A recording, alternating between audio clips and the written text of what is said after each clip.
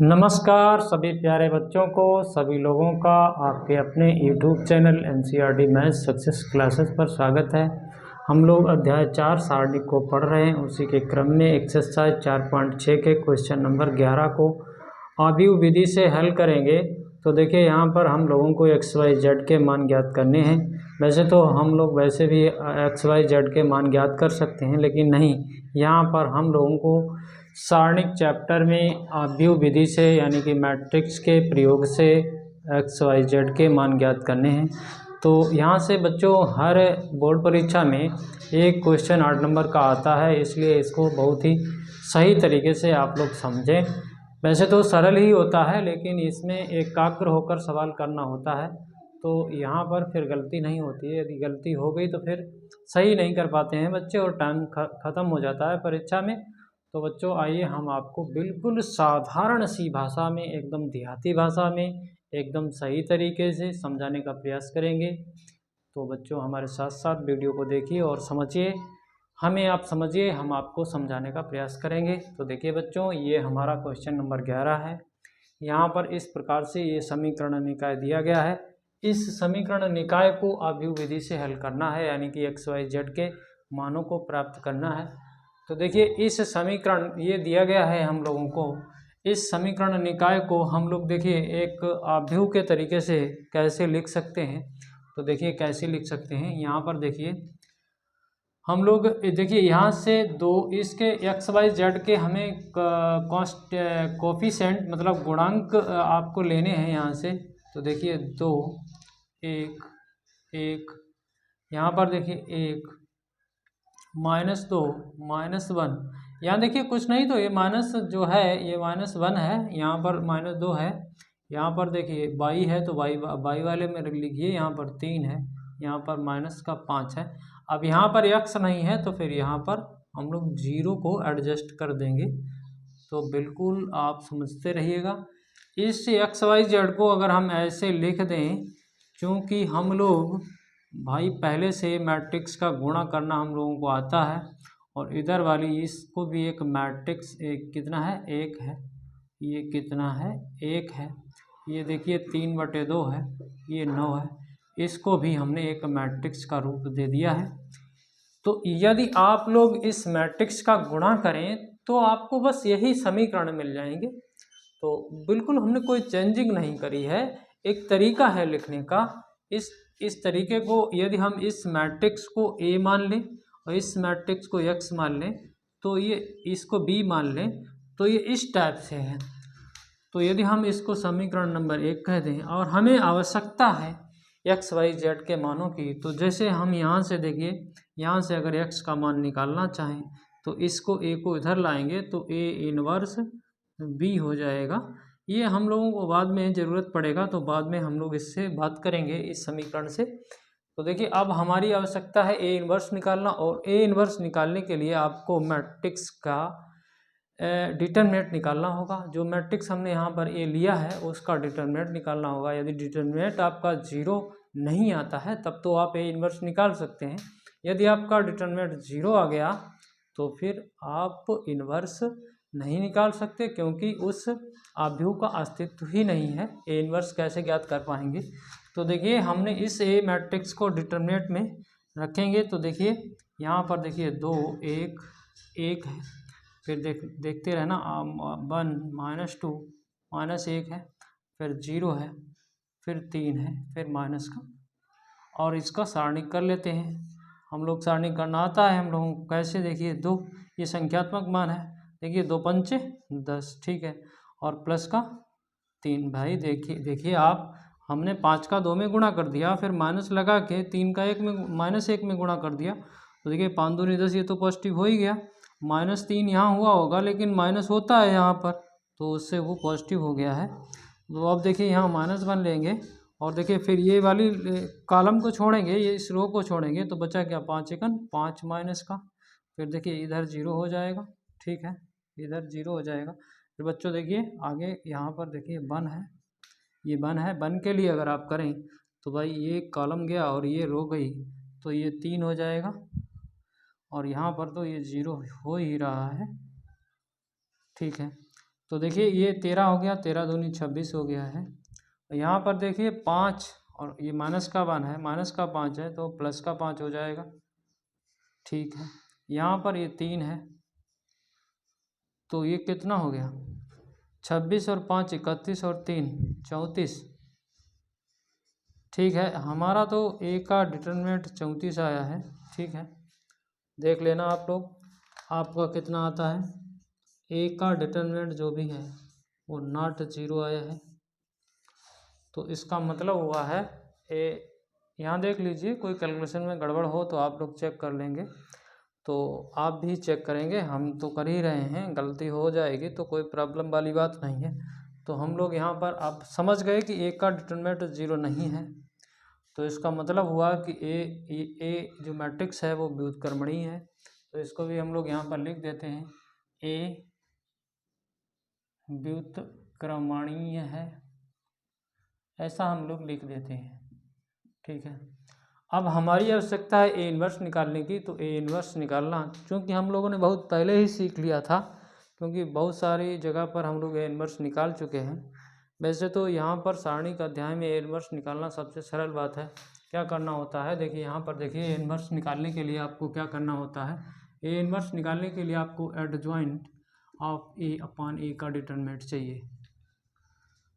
तो अब आप क्या करोगे, यहाँ पर हमें ए इन्वर्स का ही तो रखना है, गुणा करना है, तभी तो हमें एक्स वाई जेड के मान प्राप्त हो पाएंगे।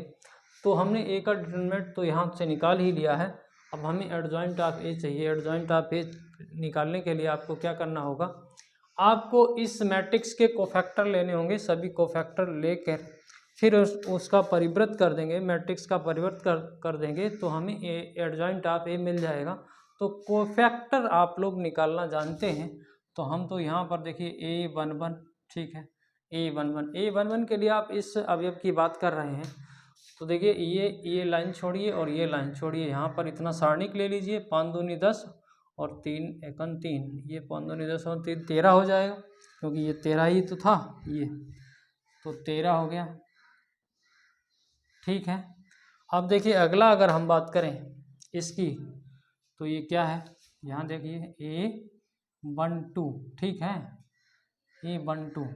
तो देखिए हम यहाँ पर बात करेंगे भाई मेरे, यहाँ पर देखिए, यहाँ पर ये कॉलम चला गया और ये रो चली गई, तो ये कितना हो गया, 5 एकन 5, और यहाँ तो 0 हो ही जाएगा, तो ये माइनस का 5 हो जाएगा, माइनस का 5।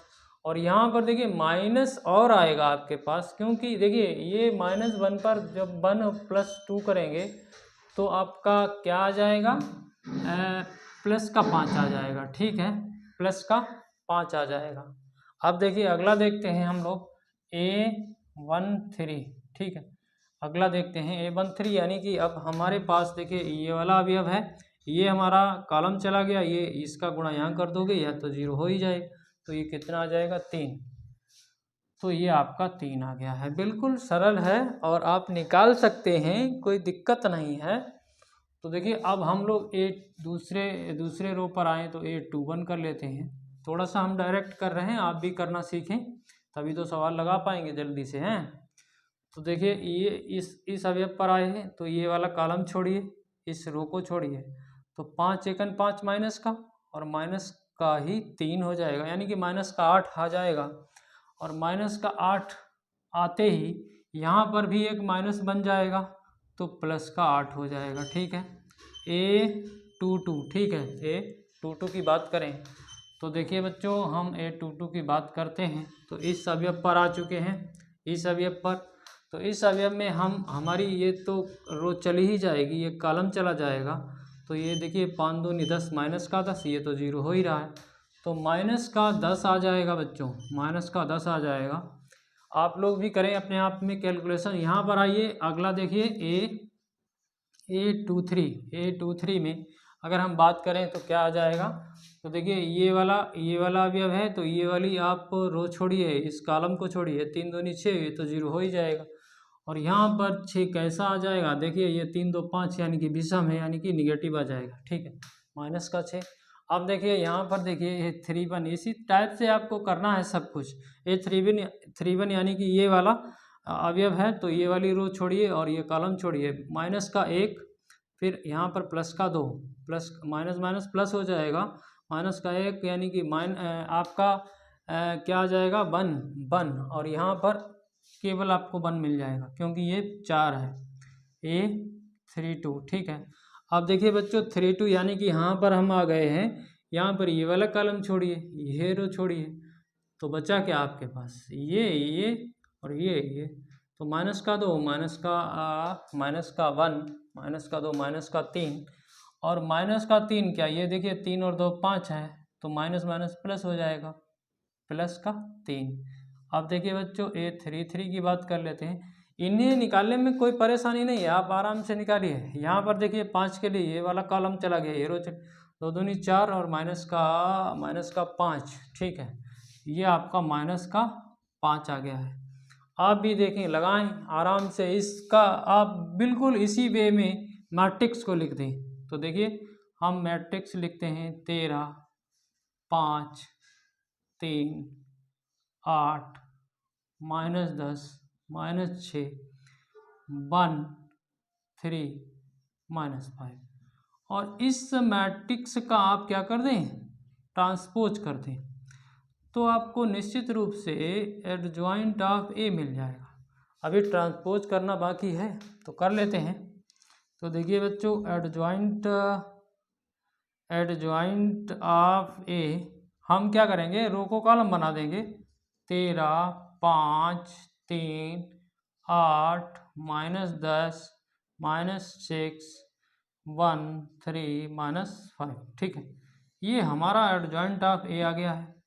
अब हमारी समस्या ए इन्वर्स निकालने की। तो देखिए यहाँ पर हम चलते हैं, क्योंकि ये जगह बहुत घेरता है, तो ए इन्वर्स निकाल लेते हैं। ए इन्वर्स में एडजॉइंट ऑफ ए को ऊपर रखोगे तो इसको रखोगे ऊपर। आप क्या रखोगे 13 8 ठीक है 1 5 -10 और कितना है 3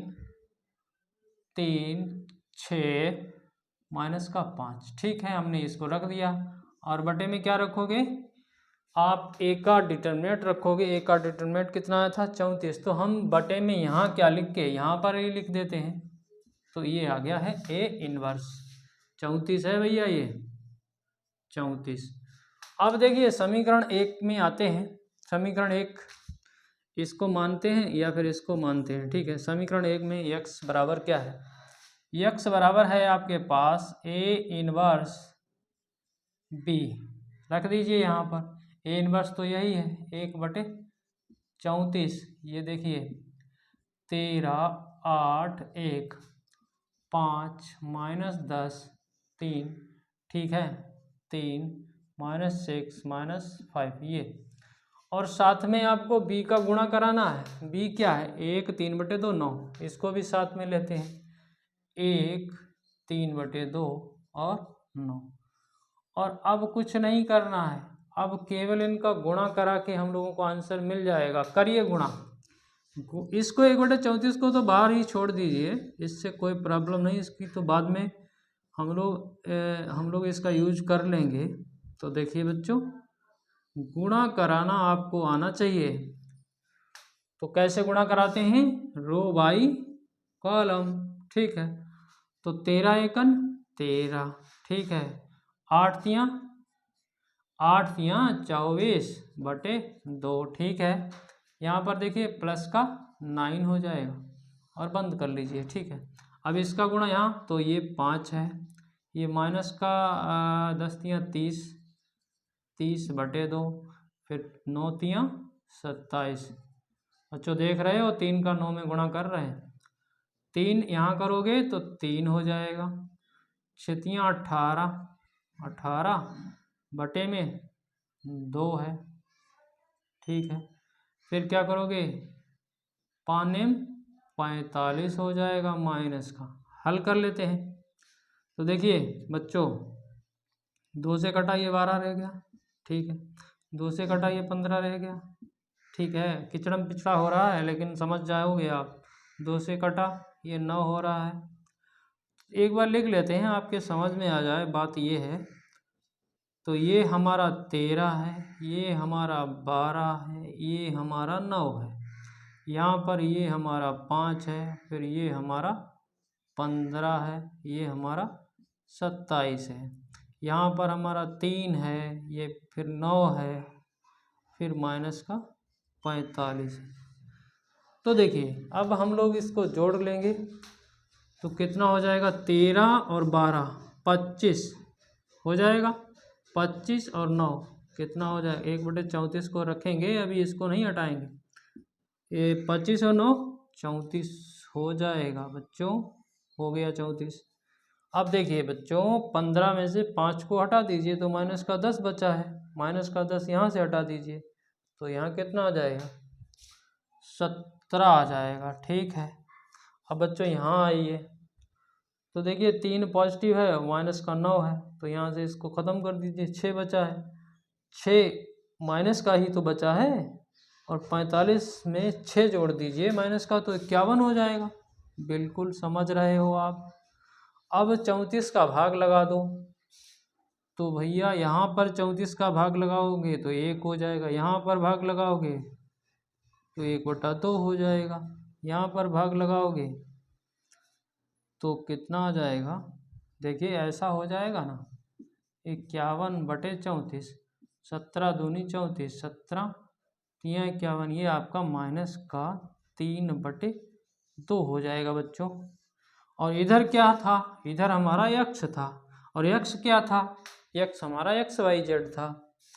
तो बिल्कुल आपने समझा है XYZ को, ये XYZ है, बराबर में आपका 1/2 और माइनस का 3/2 आया है। तो चूँकि ये आपस में मैट्रिक्स बराबर हैं, एक ही कोटि की, तो x बराबर 1, y बराबर 1/2, z बराबर माइनस का 3/2।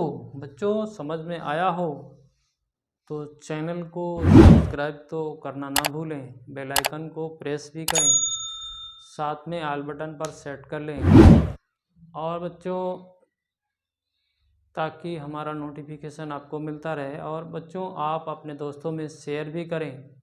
सभी बच्चों का बहुत बहुत धन्यवाद। और एक बात और है बच्चों, यहाँ से पक्का 8 नंबर का सवाल हर बोर्ड परीक्षा में आता ही है, और सभी सवालों की प्रक्रिया एक ही है। तो ज़रूरी नहीं हम यहाँ पर सभी सवाल एक जैसे हैं, सभी सवालों का वीडियो बनाएं। तो बिल्कुल आपको समझ में आना चाहिए, आपकी समझ विकसित हो जाएगी तो फिर सवाल चाहे जैसा हो बच्चों आप कर ही लेंगे, कोई प्रॉब्लम नहीं आएगी। एक तरीका है, एक सिस्टमेटिक ढंग है, तो उसको आप समझेंगे। तो बच्चों बहुत बहुत धन्यवाद।